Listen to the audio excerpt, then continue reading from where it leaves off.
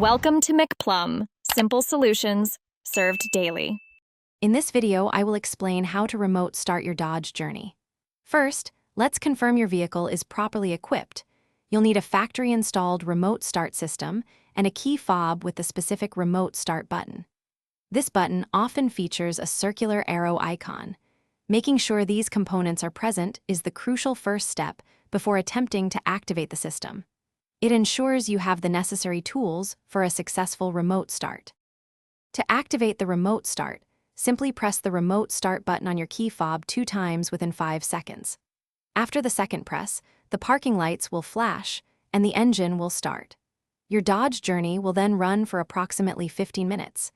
If you don't enter the vehicle within this time frame, the engine will automatically shut down to conserve fuel and ensure safety. You can repeat this process once more for an additional 15 minutes.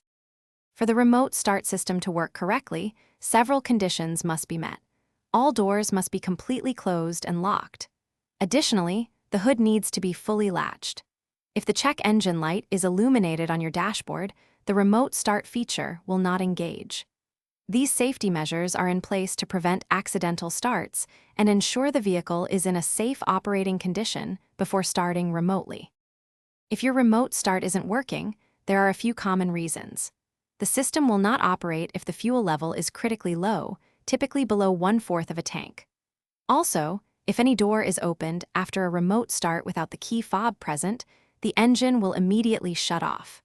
Always refer to your Dodge Journey's owner's manual for specific details and any model year variations, as features can sometimes differ slightly.